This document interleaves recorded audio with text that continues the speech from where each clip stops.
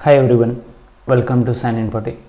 मित्रांनो, RT25% ॲडमिशनसाठी जी प्रतीक्षा खूप दिवसापासून चालू होती त्या संदर्भात एक परिपत्रक शिक्षण विभागाने आता काढलेलं आहे.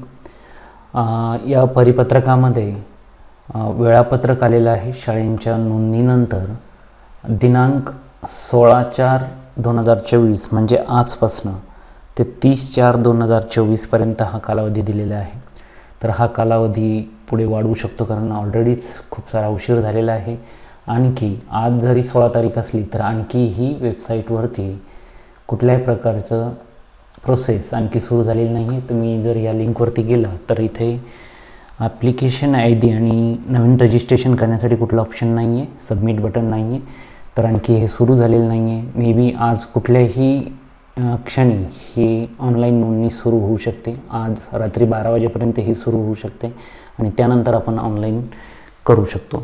तर ऑनलाईन अर्ज भरण्यासाठी जरी ही 30 तारखेपर्यंतची मुदत असली तरी पुढे हे 8-10 दिवसासाठी तुम्ही गृहीत धरू शकता, परंतु 30 तारखेच्या आत ॲप्लिकेशन करणं केव्हाही योग्य राहील.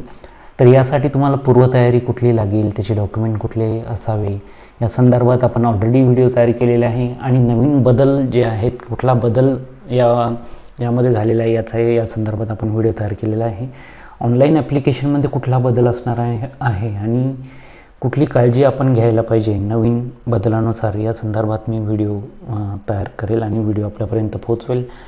तर त्यापूर्वी आपण वेबसाईटला जाऊन आपल्या आजूबाजूला कुठल्या शाळा आहेत आणि कुठल्या शाळा आपल्या घराशेजारी असू शकतात यासाठी आपण वेबसाईटला गेल्यानंतर इथे लिस्ट ऑफ स्कूल इथे तुम्हाला क्लिक करायचं. तुमचं स्टेट सिलेक्ट करून जिल्हा सिलेक्ट करायचा आहे. त्यानंतर ब्लॉक सिलेक्ट करायचा आहे. ब्लॉक म्हणजे तुमचा तालुका असेल.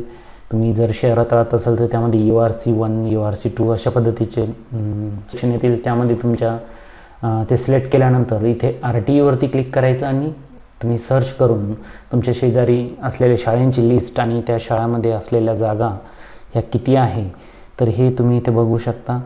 तर ऑनलाईन प्रोसेस जवळजवळ आता सुरूच होईल. आज कुठल्याही क्षणी ऑनलाईन ॲप्लिकेशन सुरू होईल. यानंतर मी याचा एक व्हिडिओ आपल्यासाठी घेऊन येईल, कारण यामध्ये जो बदल झालेला आहे तो नवीन बदलासह आपण फॉर्म कसा भरायला पाहिजे. जर आपण माहिती घेता जर फॉर्म भरला तर आपला नंबर लागण्याचे चान्सेस कमी असणार आहे, कारण नवीन चेंजेस झालेले आहे. नवीन चेंजेसमुळे काय गोंधळ आहे हे समजणं कठीण झालेलं आहे. तर चॅनलला सबस्क्राईब करा. आपण जर इतर माहिती हवी असेल तर चॅनलवरती प्लेलिस्टची लिंक मी डिस्क्रिप्शन बॉक्समध्ये टाकलेली, ती फॉलो करा. आपल्याला संपूर्ण माहिती त्यामध्ये मिळेल. तरीही आपल्याला जर काही अडचण असेल कमेंट बॉक्समध्ये टाकायला विसरू नका. हा व्हिडिओ आपल्या इतर मित्रांना सहकाऱ्यांना शेअर करा आणि